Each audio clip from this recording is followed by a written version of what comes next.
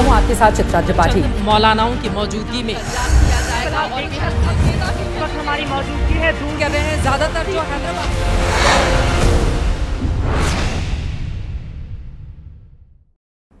Orient Bell tiles studio से आप देख रहे हैं एबीपी न्यूज। और अब खबरें आपको दिखाते हैं जनहित के विस्तार से। दुनिया के हर विद्वान ने डर को दूर भगाने के दो ही उपाय बताए हैं। पहला, जिससे डर है उसकी फिक्र छोड़ दो। दूसरा, डर की जो वजह है वो वजह ही सुलझा दो। लेकिन पाकिस्तान से ये दोनों ही काम नहीं हो पा रहे। भारत से युद्ध की उसकी हैसियत न पहले थी, न आज है, न भविष्य में दिखती है। और जिन हरकतों की वजह से उसे ये डर लगता है वो भी उससे छोड़ी नहीं जा रही। पाकिस्तान को डर है कि भारत एक बार फिर उस पर हमला कर सकता है, और इस बार भारत ने हमला किया तो दुनिया चाहकर भी पाकिस्तान को बचा नहीं पाएगी। पाकिस्तान के मित्र देश जब तक बीच बचाव में आएंगे तब तक भारत उसकी मिट्टी कूट चुका होगा। जैसे 9-10 मई की रात भारत के ब्रह्मोस अटैक की किसी को खबर नहीं लगी, वैसे ही अगली बार भी नहीं लगने वाली। पाकिस्तान के joint chief of staff committee general Sahir Shamshad Mirza, Asim Munir के बाद जनरल मिर्जा ही पाकिस्तान आर्मी में नंबर 2 हैं। पाकिस्तान का ये डर इन्हीं मिर्जा के मुंह से प्रकट हुआ है। पाकिस्तान का ये खौफ सिंगापुर में शांग्रीला डायलॉग के दौरान जनरल शमशाद मिर्जा की जुबान से निकला है। सिंगापुर में पाकिस्तान आर्मी के नंबर 2 जनरल के बस फूट फूट कर रोने की कसर ही रह गई थी। साफ साफ दिखा कि ऑपरेशन सिंदूर के बाद प्रधानमंत्री मोदी के कुछ बयान पाकिस्तानी हुकूमत के कान में 24 घंटे बज रहे हैं।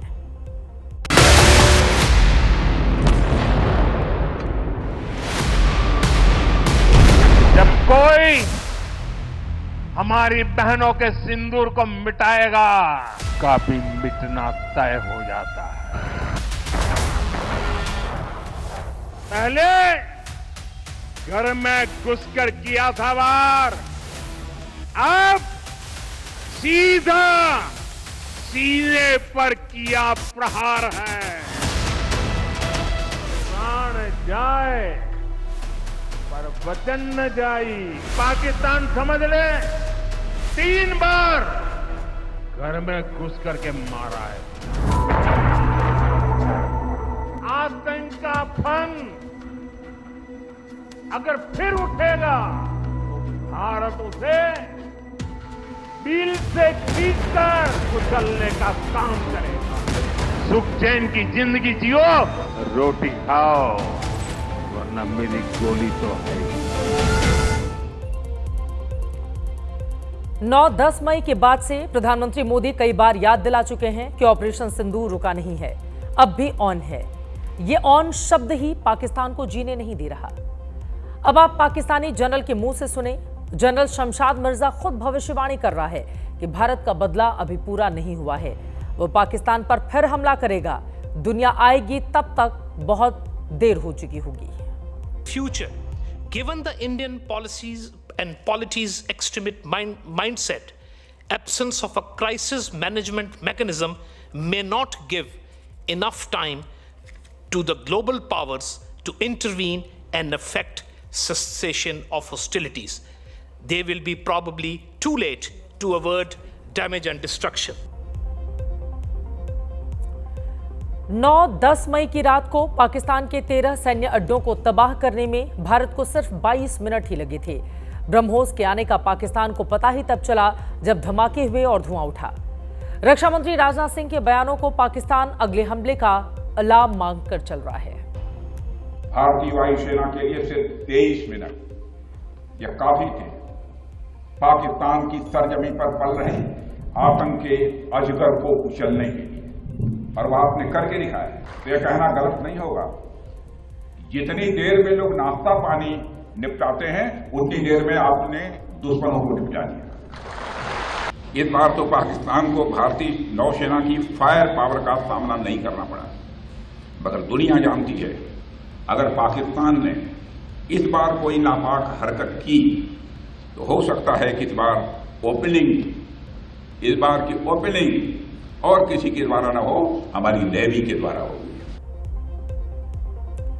लेकिन बड़ा सवाल है कि पाकिस्तान डरा हुआ है तो फिर वो हरकतें क्यों नहीं रोक देता जिनकी वजह से 78 साल में 5वीं बार भारत से पिटा है।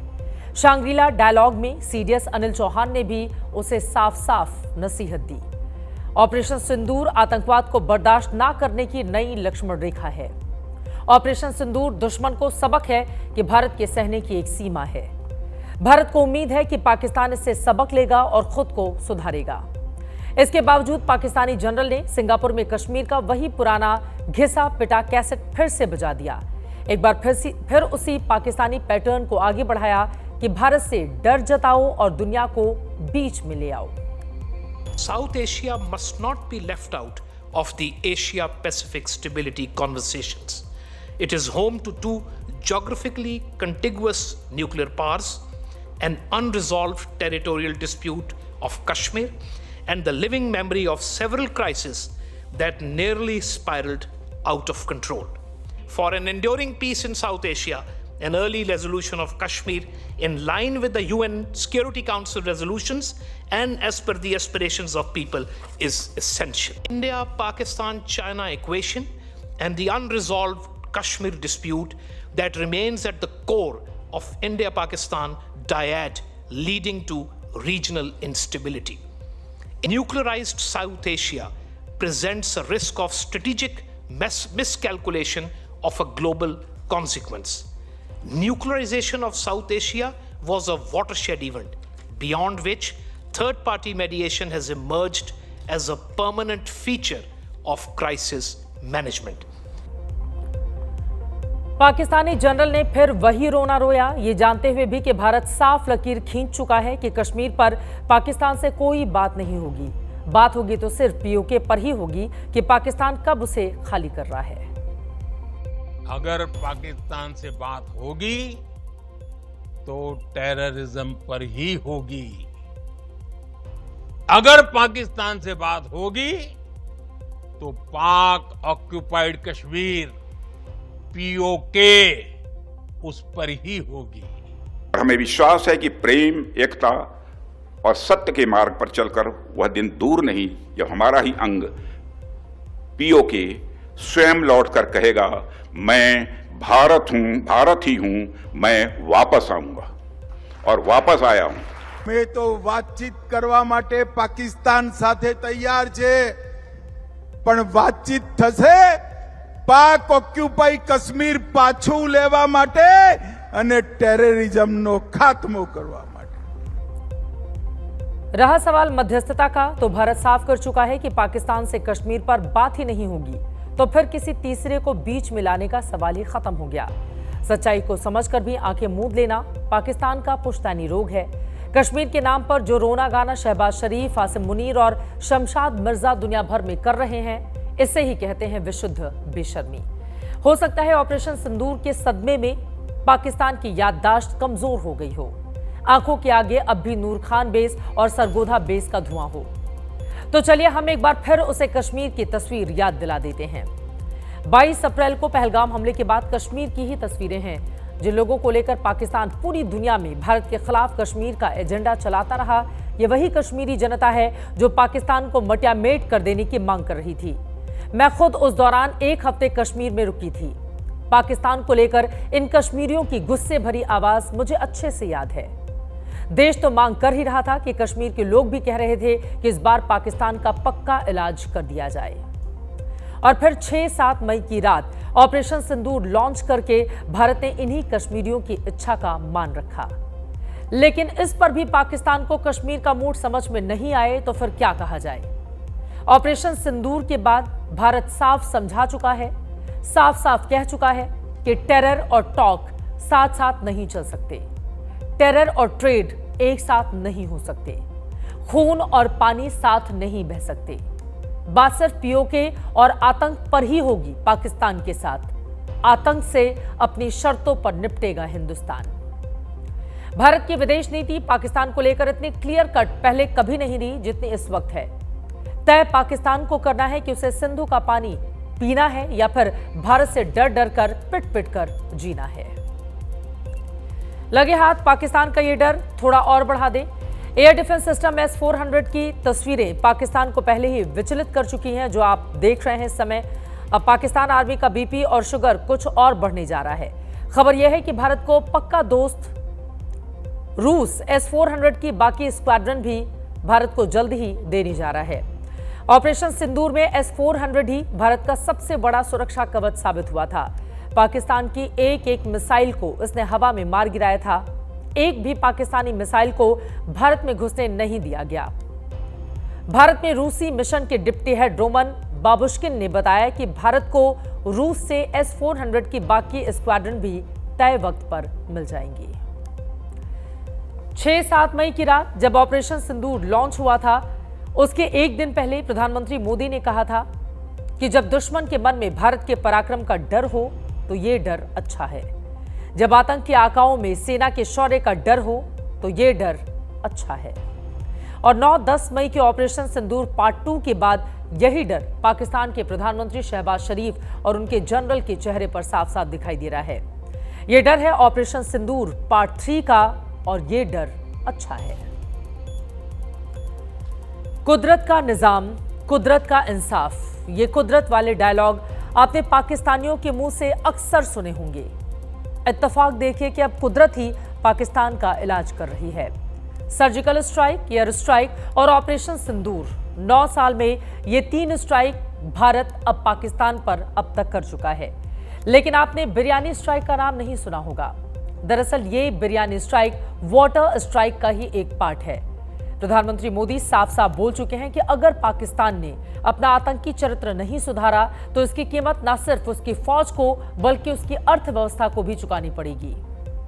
और देखिए इसका असर भी दिखने लगा है। सिंधु का पानी रोके जाने के बाद पाकिस्तान की खेती संकट में पड़ गई है।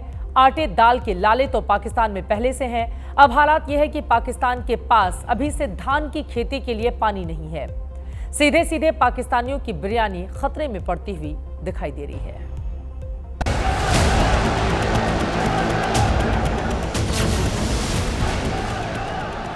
याद है आपको, ये तस्वीरें पाकिस्तान के आटा युद्ध की है।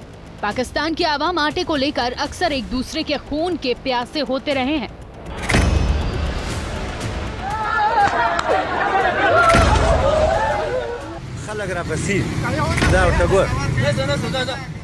लेकिन आतंक की फैक्ट्री से नए आतंक की उपज उगाने वाले पाकिस्तान को अपनी आवाम की परवाह कहाँ है। लेकिन अब पाकिस्तान का हलक सूख रहा है। दरअसल पाकिस्तान में अब बुआई का संकट पैदा होना शुरू हो गया है। भारत की तरफ से पानी रोकने के बाद पाकिस्तान को फसलों की बुआई करने के लिए चुल्लू भर पानी भी नसीब नहीं हो रहा है। भारत के पानी रोकने का कदम उठाने के बाद पाकिस्तान खरीफ की फसल की बुआई नहीं कर पा रहा है, यानी गर्मी में बोई जाने वाली फसल नहीं उगा पा रहे हैं। अभी तो हमने कहा है कि हमने इसको एबेंस में रखा है, वहां पसीना छूट रहा है।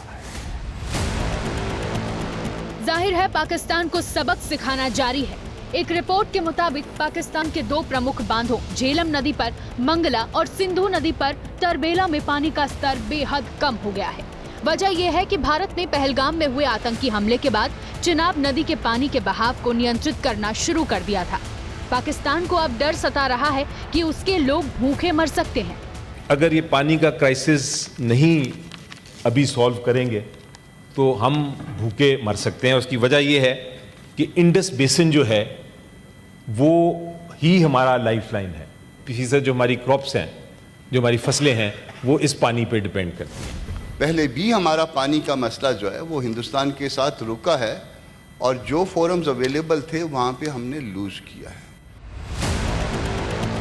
पाकिस्तान की 90% फसल भारत के दिए हुए पानी पर ही निर्भर है। फिर भी पाकिस्तान के नेता, आतंकवादी और सेना भारत के खिलाफ लंबी लंबी छोड़ते हैं। इस दरिया से हमारा पानी बहेगा या उनका खून बहेगा, ऐसे नहीं हो सकता।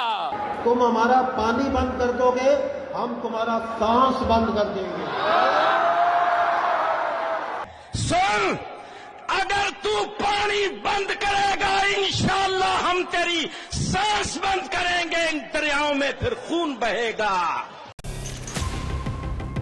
अब भारत ने पाकिस्तान की गीदड़ भभकी का भी पक्का इलाज करना शुरू कर दिया है, यानी पाकिस्तान को आटे के बाद बिरयानी भी नसीब नहीं होगी। पाकिस्तान में आंकड़ों पर गौर करें तो पिछले 5 सालों से चावल के लिए पाकिस्तान में पहले ही संकट है। 2020 में पाकिस्तानी रुपए में चावल 82 रुपए किलो मिल रहा था, लेकिन 2025 के आते आते चावल का दाम 201 रुपए प्रति किलोग्राम हो गया है। यानी पाकिस्तानी रुपए में चावलों का दाम 145% तक बढ़ गया है। और अगर इस साल पाकिस्तान में धान की खेती नहीं हुई तो पाकिस्तान की आवाम वहां के जिहादी जनरल और कटोरेबाज शहबाज शरीफ के कान में धान बोने लगेगी। आपको बता दें कि पाकिस्तान के सिंधु नदी प्रणाली प्राधिकरण यानी IRSA के मुताबिक पाकिस्तान पहले से ही पानी के बहाव में 21% की कमी का सामना कर रहा है। इसके अलावा 2 मुख्य बांधों में पानी का स्तर लगभग 50% तक गिर गया है। ये बांध पाकिस्तान के पंजाब और सिंध प्रांतों में सिंचाई और बिजली उत्पादन के लिए बहुत जरूरी है। IRSA ने कहा कि भारत के चेनाब नदी से पानी की आपूर्ति कम करने के कारण मराला में नदी के पानी में अचानक कमी आई है। इससे खरीफ के शुरुआती मौसम में और भी कमी हो सकती है। भारत पहले ही पाकिस्तान को डेटा साझा करना रोक चुका है, जबकि पाकिस्तान के अहम जलाशयों में पानी के स्तर की जानकारी से पता चलता है कि मंगला बांध में अपनी कुल क्षमता का 50% से भी कम पानी बचा हुआ है। वहीं तरवेला बांध में अपनी कुल क्षमता का थोड़ा सा ही ज्यादा 50% पानी है। प्रधानमंत्री मोदी पाकिस्तान को लगातार खून के आंसू रुला रहे हैं। ये उसके किए की सजा भी है। 8 साल तक ये गेट नहीं खोले गए और जिसमें 100% पानी भरना चाहिए था, धीरे धीरे इसकी कैपेसिटी कम हो गई, 2%, 3% रह गया। क्या मेरे देशवासियों को पानी पर अधिकार नहीं है क्या? और हमने डैम थोड़े खोल करके सफाई शुरू की, जो कूड़ा कचरा था वो निकाल रहे हैं। इतने से वहां फ्लड आ जाता है। जब पाकिस्तान अपनी करतूतों का अंजाम भुगत रहा होगा, तब हम चिनाब नदी के ऊपर जश्न मना रहे होंगे। चिनाब नदी के ऊपर 6 जून को प्रधानमंत्री मोदी खुद दुनिया के सबसे ऊंचे रेलवे पुल का उद्घाटन करेंगे। हालांकि पीएम मोदी के अंतिम कार्यक्रम की पुष्टि होना अभी बाकी है। और जनहित में अगली खबर पूरी दुनिया को आगाह करने वाली है। इस खबर का केंद्र भले ही दिल्ली से करीब 3 से 5,000 किलोमीटर दूर रूस के 2 शहर हों, लेकिन यह खबर भारत को भी बेहद सावधान करने वाली है। रविवार की दोपहर यूक्रेन ने रूस के अंदर कल्पनाओं से भी परे हमले को अंजाम दिया है। इन हमलों से दुनिया की सबसे बड़ी परमाणु ताकत रूस को कितना और क्या नुकसान हुआ, इसका पूरा लेखा जोखा आपको बताने वाले हैं। अभी आप हमले की तस्वीर देखिए, जो उन्हीं ड्रोन बमों में फिट कैमरों में रिकॉर्ड हुई है, जिनके जरिए यूक्रेन ने रूस के 40 से ज्यादा एयरक्राफ्ट और बॉम्बर को बर्बाद करने का दावा किया है। अमेरिका और पश्चिमी देशों के हथियारों के बूते पूरे 1193 दिन से खुद से बेहद ताकतवर रूस से लोहा ले रहे यूक्रेन ने इतने बड़े हमले को कैसे अंजाम दिया, अब वो भी दिखा देते हैं, जो बेहद चौंकाने वाला है और डराने वाला भी। चूंकि रूस की सरहदें अभेद्य एयर डिफेंस सिस्टम से लैस हैं, ऐसे में कुछ इस तरह से यूक्रेन ने ट्रकों को रूस के हवाई ठिकानों को निशाना बनाने में इस्तेमाल किया। दावे के मुताबिक ट्रकों के ऊपर रूफ सीलिंग जैसा डिजाइन बनाया गया। इसमें फर्स्ट पर्सन व्यू यानी कि FPV ड्रोन्स को करीने से छिपा दिया गया। फिर रूस के हजारों किलोमीटर अंदर इन ट्रकों को पहुंचाया गया और रिमोट से ड्रोन को ऑपरेट कर एयरबेस पर खड़े एयरक्राफ्ट को निशाना बनाया गया। यूक्रेन के निशाने पर रूस के 5 एयरबेस थे: मरमंस्क, इरकुत्स्क, इवानोवो, रियाजान और अमूर। रूस के मुताबिक इनमें से इवानोवो, रियाजान और अमूर पर ड्रोन हमलों को नाकाम कर दिया गया, लेकिन मरमंस्क और इरकुत्स्क पर हमले को रूस की सेना टाल नहीं सकी। बड़ी बात यह है कि यूक्रेन बॉर्डर से मरमंस्क की दूरी करीब 3100 किलोमीटर है, तो इरकुत्स्क करीब 5700 किलोमीटर दूर है। ऐसे में आप जरा सोचिए, कैसे रूस के मुकाबले बेहद कमजोर यूक्रेन ने इतने बड़े हमले को हकीकत में तब्दील कर दिया। यूक्रेन ने जिस तरह से रूस में ट्रकों और ड्रोन्स के जरिए इतना बड़ा हमला करवाया, वो भारत के लिए भी खतरे की घंटी है, क्योंकि भारत में भी नेपाल, भूटान और बांग्लादेश जैसे देशों से बड़ी संख्या में ट्रक और दूसरी गाड़ियां दाखिल होती हैं। कुछ साल पहले तक पाकिस्तान से भी ट्रकों में सामान लादकर पंजाब के अटारी वाघा बॉर्डर और जम्मू कश्मीर से अंदर आता था। गनीमत है कि पाकिस्तान से कारोबार बंद है, ट्रकों की आवाजाही ठप है, अगर अटारी वाघा बॉर्डर खुला होता तो ऑपरेशन सिंदूर की मार से बौखलाए पाकिस्तान की ओर से क्या यूक्रेन जैसे हमले से इनकार किया जा सकता है? इसका एक शब्द में जवाब हो सकता है नहीं। एक सेकंड के लिए आप कल्पना करें कि यूक्रेन की तरह ही भारत के अंदर से बेहद अहम एयरफोर्स बेस हिंडन, ग्वालियर या जोधपुर के ऊपर ड्रोन मंडराने लगे तो क्या होगा? देश पर इसका सीधा आर्थिक और मनोवैज्ञानिक असर तो पड़ेगा ही। इस तरह की हिमाकत करने पर पाकिस्तान से युद्ध टालना भी नामुमकिन हो जाएगा। ऐसे में अब यकीनन हमारी खुफिया और सुरक्षा एजेंसियों को बेहद सतर्क रहने की जरूरत है। रिएक्टिव नहीं बल्कि प्रोएक्टिव बनने की जरूरत है, क्योंकि दुनिया में युद्ध का तरीका पूरी तरह से बदल चुका है। क्या रूस के अंदर जैसे यूक्रेन ने हमला किया वो सचमुच भारत के लिए भी खतरे की बात है? ऐसे हमलों से कैसे बचा सकता है? इस पर रक्षा और युद्ध के जानकार क्या कह रहे हैं, आपको सुनाते हैं। तो ये अटैक किसी भी देश में कोई भी एजेंसी कर सकती, चाहे वो कोई देश करना चाहे, आतंकवादी करना चाहे या कोई और ग्रुप करना चाहे। निश्चित रूप से जो मामूली से $100 के ड्रोन और वो करोड़ों रुपयों का जो है टारगेट तबाह कर रहे हैं, निश्चित रूप से ये बहुत बड़ी चिंता का विषय है। और जिस प्रकार से पूरी कार्रवाई हुई वो बताता है कि इसकी प्लानिंग, एग्जीक्यूशन और रशिया किस प्रकार से उन्होंने ढिलाई बरती पूरे अपने ऑपरेशन में। यकीनन हमें बेहद सतर्क रहना होगा, क्योंकि हमारा पड़ोसी एक ऐसा दुष्ट देश है जिसका इकलौता मकसद भारत की तेज रफ्तार तरक्की में रोड़े डालना है। भारत के लिए दूसरे पड़ोसियों के अस्थिर हालात भी कितने खतरनाक हो सकते हैं, इस पर हमारे संवाददाता आशीष कुमार सिंह ने आपको दी है विस्तार से जानकारी। समझिए। अभी हाल ही में पाकिस्तान ने अपनी सीमा के अंदर और पीओके से भारत पर बेशुमार ड्रोन दागे थे। गनीमत इस बात की कि भारत के एयर डिफेंस सिस्टम ने पाकिस्तान के सभी ड्रोन्स को हवा में ही बेकार कर दिया था। लेकिन अगर पाकिस्तान यूक्रेन का फॉर्मूला अपनाता है तो क्या होगा? क्योंकि बांग्लादेश, नेपाल और भूटान से ट्रकों की आवाजाही पर दुश्मन की निगाहें बनी हुई है और दुनिया इस बात को जानती है कि बांग्लादेश फिलहाल राजनीतिक अस्थिरता से गुजर रहा है। वहां की सत्ता में पाकिस्तान परस्त कट्टरपंथी ताकतें हावी हैं। साथ ही नेपाल को भी चीन और पाकिस्तान इस्तेमाल कर सकते हैं। ऐसे में रूस के हजारों किलोमीटर अंदर ट्रकों के जरिए ड्रोन हमले के बाद भारत को बहुत सतर्क रहने की जरूरत है। अब एक बार फिर से रूस में हुए हमले पर लौटते हैं, जहां करीब 6000 किलोमीटर अंदर घुसकर यूक्रेन ने उसके हवाई ठिकानों पर हमले किए। सबसे चौंकाने वाली बात यह है कि रूस जैसे बेहद मजबूत एयर डिफेंस सिस्टम से लैस देश में यूक्रेन ने इतना बड़ा हमला किया और क्रेमलिन को कानो कान भनक तक नहीं लगी। हैरानी की बात तो यह भी है कि ट्रकों को हमले का जरिया बनाया गया।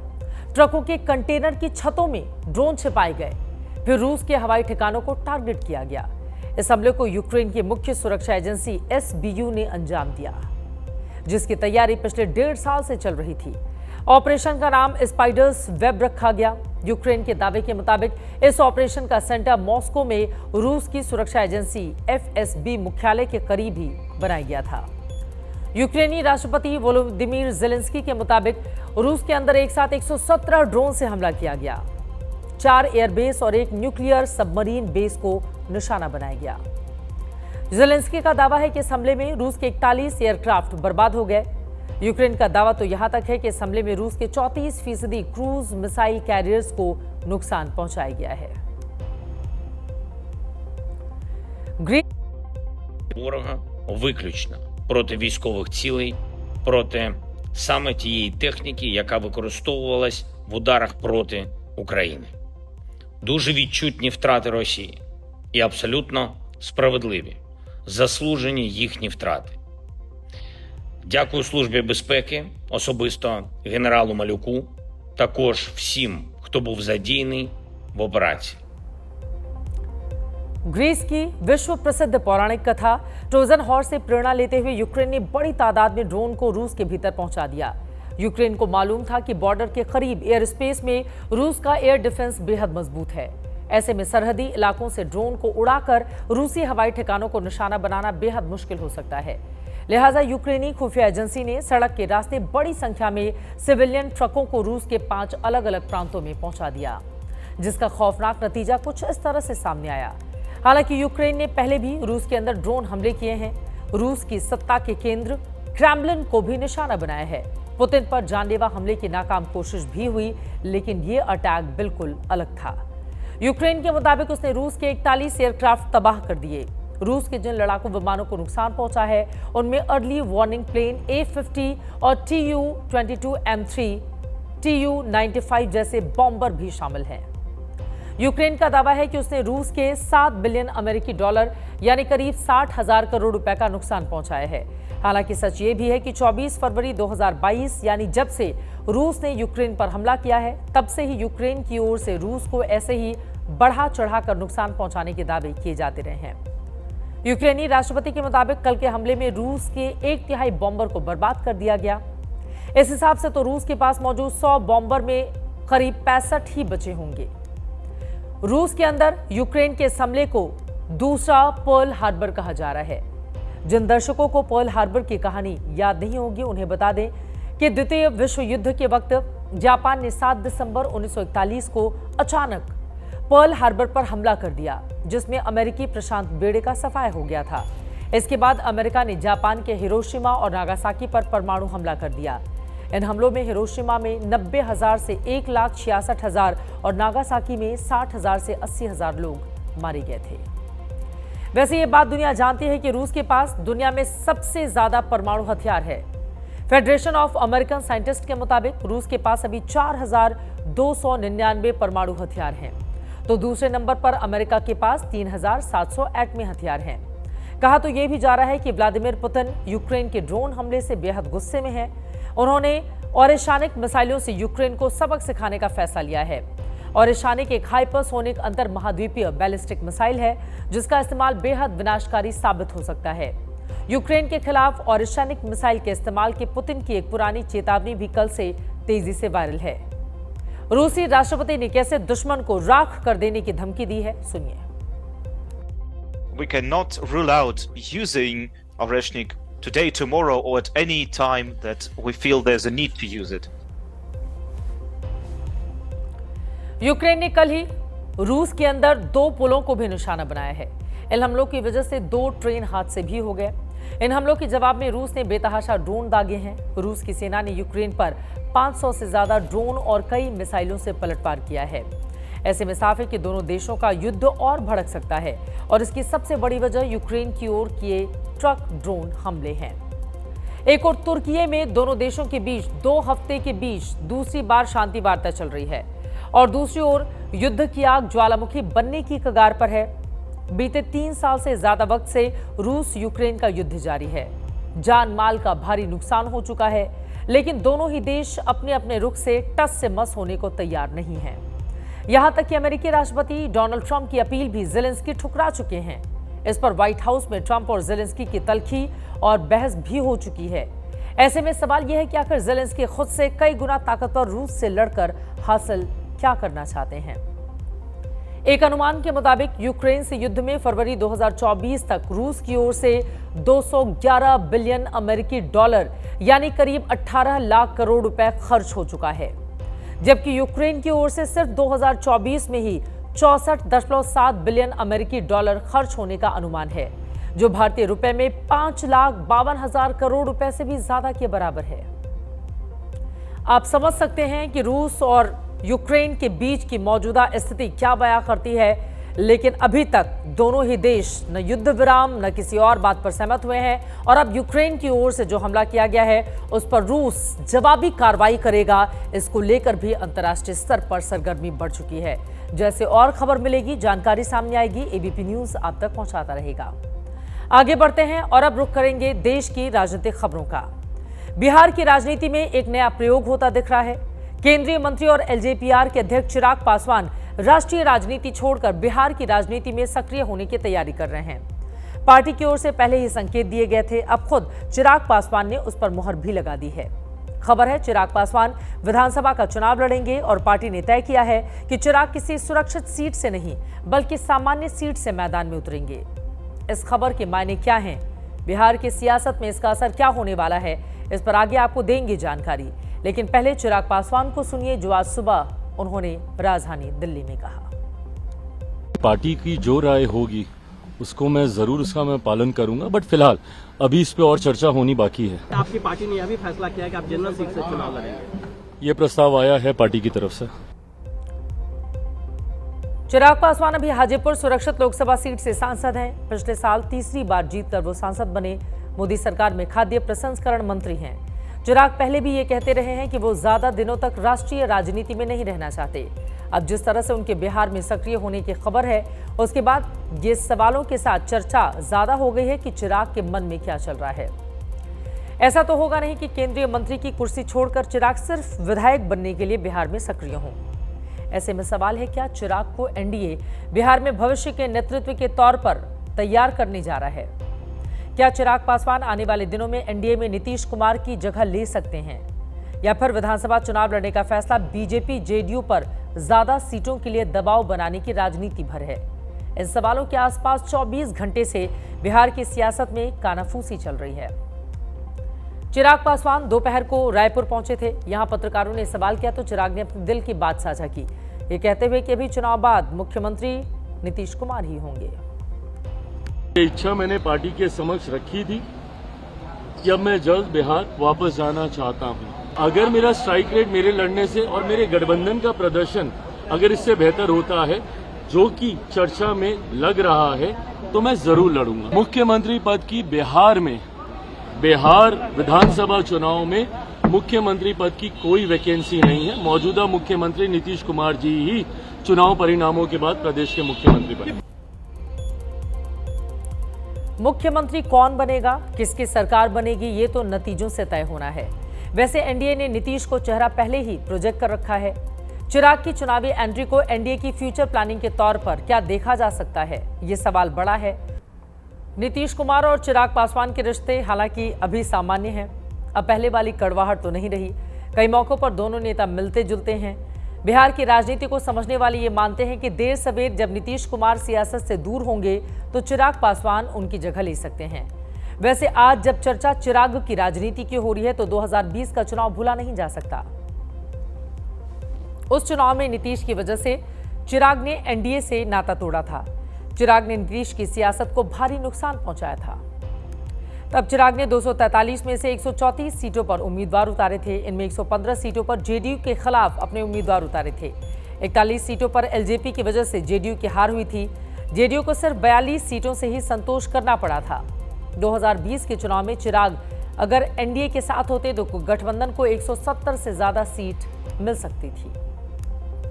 चिराग पासवान बिहार में एक बड़ा सियासी फैक्टर हैं। 2014 में चिराग पहली बार राजनीति में आए, बीजेपी के समर्थन से सांसद बने। चिराग की राजनीतिक ताकत क्या है जो उन्हें बिहार की राजनीति में बड़ा फैक्टर बनाती है, यह भी जानना आपके लिए बेहद जरूरी है।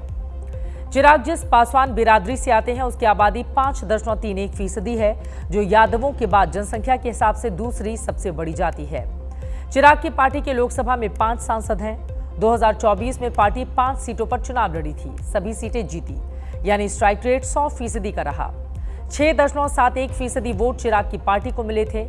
अभी विधानसभा में चिराग की पार्टी का कोई विधायक नहीं है, क्योंकि 2020 में एक विधायक जो जीता वो बाद में जेडीयू में शामिल हो गया था।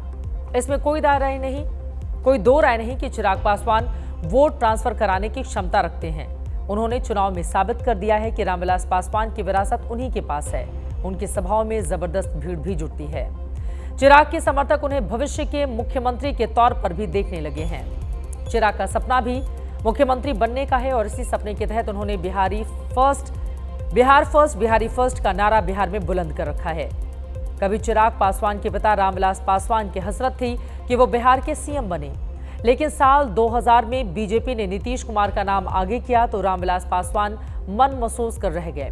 बाद में उन्होंने अपनी अलग पार्टी बना ली। 2005 में रामविलास पासवान के सामने एक बार फिर सीएम बनने का मौका भी आया, लेकिन तब वो खुद की जिद की वजह से चूक गए। अब सवाल यह है कि आप पिता के उस अधूरे सपने को पूरा करने के लिए चिराग चुनाव लड़ने जा रहे हैं। माना जा रहा है चिराग के चुनाव लड़ने के फैसले को बीजेपी का नेतृत्व भी हरी झंडी दे चुका है। सवाल तो यह है कि चिराग की पार्टी गठबंधन में कितनी सीटों पर चुनाव लड़ेगी। राजनीतिक गलियारों में चर्चा है कि चिराग सभी 38 जिलों में उम्मीदवार उतारना चाहते हैं।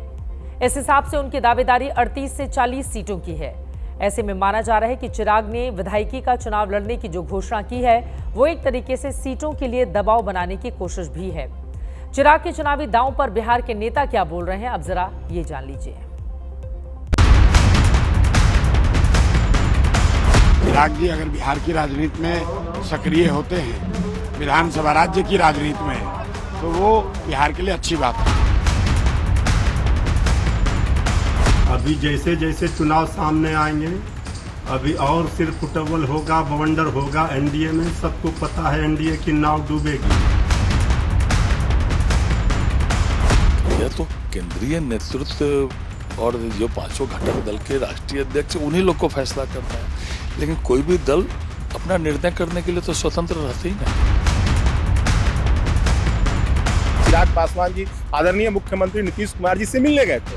उन्होंने स्वयं बाहर निकलकर मीडिया से रूबरू हुआ था और उन्होंने कहा था कि बिहार में मुख्यमंत्री का कोई वैकेंसी नहीं है। आना चाहते हैं तो भी स्वागत है, वहाँ रह करके भी आप यहाँ रह सकते हैं। तो उनकी बात को मैं समझता हूँ कि चुनाव लड़ना न लड़ना पार्टी का मामला है, उनका व्यक्तिगत मामला है।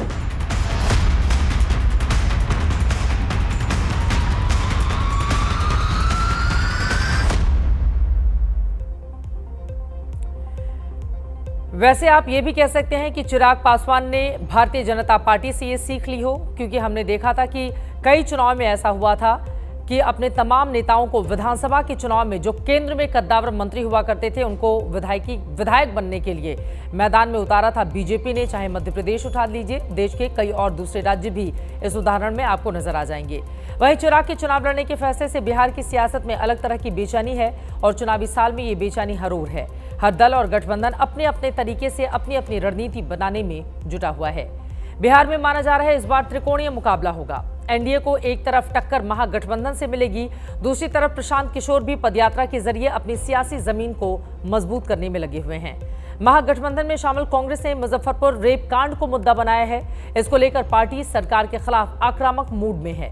पहले प्रेस कॉन्फ्रेंस करके कांग्रेस ने निशाना साधा, बाद में पार्टी के कार्यकर्ता सीएम हाउस का घेराव करने निकले, जहां रास्ते में पुलिस ने उन्हें रोक दिया। कल तेजस्वी यादव मुजफ्फरपुर जाने वाले हैं।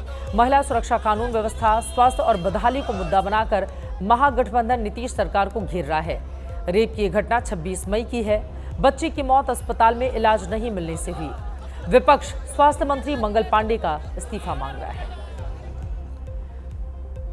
उधर प्रशांत किशोर ने पदयात्रा के जरिए नीतीश कुमार को घेरना तेज कर दिया है। लगातार वो बिहार का दौरा कर रहे हैं। उनकी पदयात्रा में उमड़ रही भारी भीड़ ने बिहार की सियासत में तमाम दलों की बेचैनी बढ़ा रखी है। नीतीश चाचा को रखे के बाद हटावे के बाद सबको बोलना है नीतीश चाचा को रखना है कि हटाना है भाई? ना सुनाई नहीं दिया, जोर से बोलो। नीतीश चाचा को रखना है कि हटाना है? लालू का जंगल राज चाहिए? लालू का जंगल राज चाहिए? नहीं चाहिए ना। अब हम लोग को लालू, नीतीश, मोदी, प्रशांत किशोर नहीं चाहिए। अब हम लोग को जनता का राज चाहिए। बिहार की राजनीति में 2 दिनों से जयचंद की भी खूब चर्चा हो रही है। लालू यादव के बेटे तेज प्रताप यादव ने रविवार को सोशल मीडिया पोस्ट कर जयचंद का जिक्र किया। आरोप लगाया कि उनके खिलाफ पार्टी परिवार के कुछ लोग साजिश कर रहे हैं। तेज प्रताप ने उन्हें जयचंद कहा और समय आने पर एक्सपोज करने की बात कही। अब इसी जयचंद को एनडीए ने लालू परिवार पर हमले का सियासी हथियार बनाया है। बीजेपी, जेडीयू, एलजेपीआर, हम और राष्ट्रीय लोक मोर्चा के बड़े नेताओं और पार्टी के सोशल मीडिया अकाउंट पर ये अलग अलग तरह के जयचंद वाले पोस्टर शेयर किए गए हैं। ये तमाम दल बिहार में एनडीए का हिस्सा हैं और सभी की ओर से अलग अलग सवालों के साथ पोस्टर शेयर किया गया है। निशाना लालू परिवार पर साधा गया है। अपने पोस्टर में बीजेपी ने पूछा है कि कांग्रेस से सौदा कर समाजवादी आंदोलन को धोखा देने वाले जयचंद कौन है। हम की जीतन राम मांझी ने पूछा है दलित पिछड़ों का हक मारने वाला जयचंद कौन है। एलजेपी के राजू तिवारी पूछ रहे हैं युवाओं को चरवाहा विद्यालय में छोड़ने वाला जयचंद कौन है। हालांकि इस बारे में आज जब आरजेडी के नेताओं से पूछा गया तो उन्होंने इतना ही कहा कि असली मुद्दों से भटकाने के लिए सत्ता पक्ष इस तरह की बातें बोल रहा है। बिहार की भलाई किसमें है, पार्टी की भलाई कैसे होगी, ये राष्ट्रीय अध्यक्ष जी से बेहतर कोई नहीं जानता, ना निर्णय ले सकता है। जब एक बार उन्होंने निर्णय ले लिया है पार्टी के भलाई के लिए, बिहार के भलाई के लिए, तो हमको लगता है कि इस पर कोई बातचीत होनी नहीं चाहिए। राष्ट्रीय जनता दल मुद्दे की बात करती है और मुद्दों की राजनीति पर ही हम लोग भरोसा करते हैं। बिहार के जनमानस और जन विश्वास के प्रतीक वाले चेहरे तेजस्वी यादव जी, वर्तमान खटारा सरकार के प्रति आक्रोश है इसलिए इसको झांकने के लिए लाख प्रयत्न करें, लेकिन जन भावना जो तेजस्वी जी के साथ है, सत्ता प्रतिष्ठान के जो खिलाफ है, वो तो साफ आने वाले कल में दिखेगी। असल में इस जयचंद की बिहार की सियासत में एंट्री तेज प्रताप यादव ने ही करवाई है।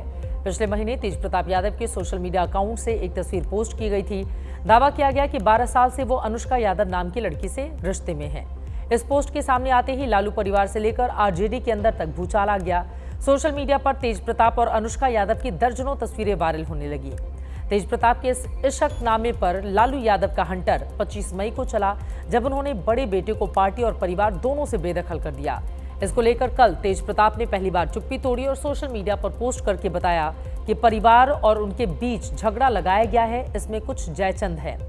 अब बिहार की सियासत में चर्चा तेज हो चली है कि तेज प्रताप ने पार्टी और परिवार में आखिर किसे बताया है जयचंद।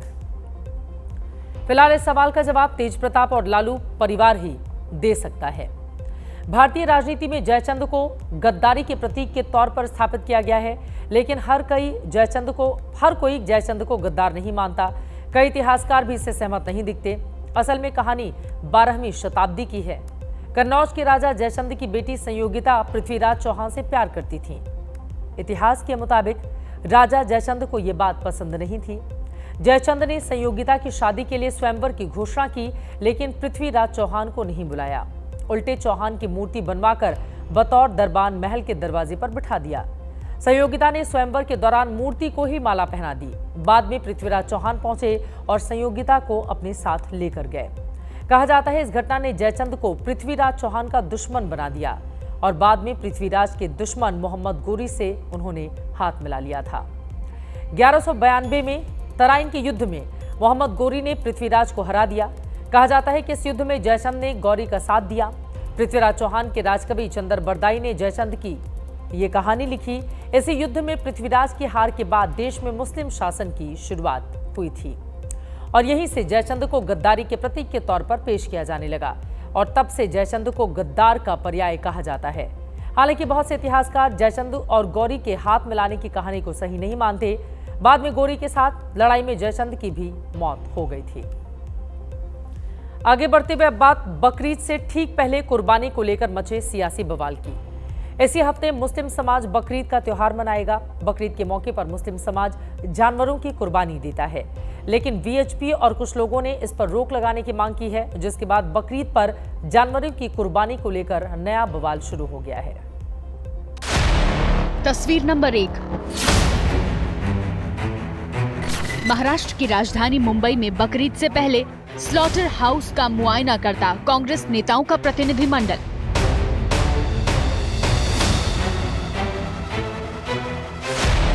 तस्वीर नंबर 2। बकरीद के मौके पर गाजियाबाद में जानवरों की कुर्बानी पर सख्ती से रोक लगाने की मांग कर रहे बीजेपी विधायक नंद किशोर गुर्जर। मैंने पुलिस को कहा है कि सख्ती के साथ कार्रवाई करे, कोई किसी प्रकार का कटान नहीं होना चाहिए। ये 2 तस्वीरें बकरीद से पहले मचे सियासी बवंडर का हिस्सा है, जिसकी शुरुआत जानवरों की कुर्बानी पर रोक लगाने की मांग से हुई। लेकिन बाबा बागेश्वर के बयान के बाद इस मुद्दे ने और तूल पकड़ लिया। दरअसल मानवता और धर्म का हवाला देते हुए बाबा बागेश्वर ने पशु हत्या का विरोध करते हुए जानवरों की कुर्बानी की रोक की डिमांड करके बकरीद से ठीक पहले नया बवंडर खड़ा कर दिया है। हम बलि प्रथा के पक्ष में नहीं हैं, इस प्रकार से हम बकरीद के भी पक्ष में नहीं हैं। हम किसी को अगर जीवित नहीं कर सकते हैं तो मारने का अधिकार भी किसी को भी नहीं है। हम सब सभ्य हैं, सुशिक्षित हैं, इसलिए हमें लगता है जीव हिंसा को रोकना चाहिए, अहिंसा परमो धर्मा के पर्याय पर चलना चाहिए। अकेले बाबा बागेश्वर ही नहीं है जिन्हें बकरीद पर होने वाली कुर्बानी रास नहीं आ रही।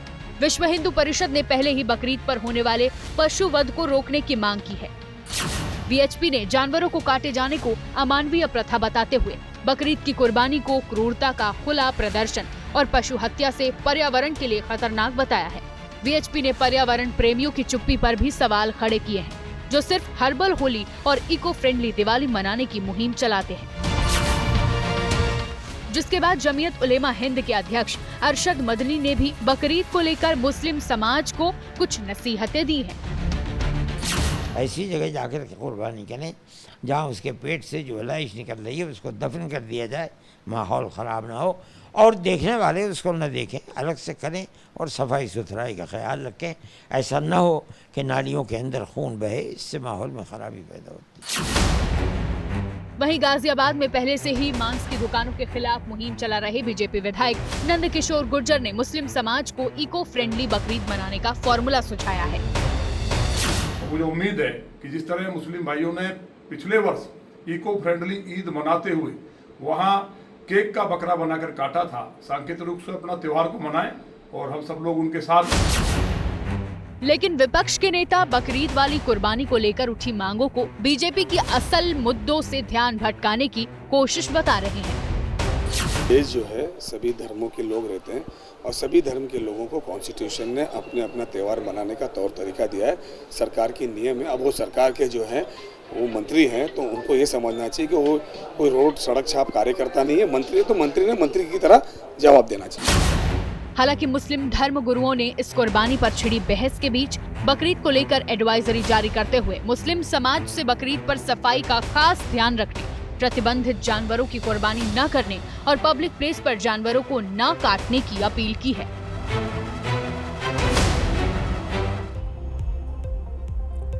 जनहित में बात अब मौसम के मिजाज की। समय से पहले आए मानसून ने पूर्वोत्तर के राज्यों में भयंकर तबाही मचा रखी है। कई इलाकों में लगातार भारी बारिश हो रही है, जिसके कारण काफी ज्यादा नुकसान हुआ। मणिपुर से लेकर मिजोरम तक, असम से लेकर अरुणाचल प्रदेश तक भारी बारिश हो रही है। त्रिपुरा और सिक्किम में भी कुदरत ने कहर बरपाया है। ये अलग अलग राज्यों की तस्वीरें आप टीवी स्क्रीन पर देख रहे हैं। हर तस्वीर में एक ही कहानी है और वो कहानी बारिश की है। भारी बारिश की वजह से नदी नाले उफान पर हैं, तो शहरों में भी जनजीवन अस्त व्यस्त हो रखा है। सबसे ज्यादा तबाही की तस्वीरें मणिपुर और सिक्किम से सामने आई हैं।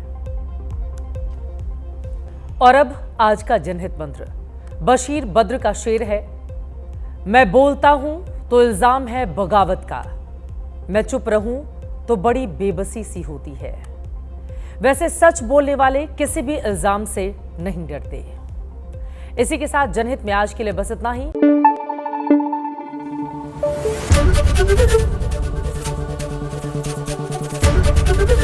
एबीपी न्यूज आपको रखे आगे।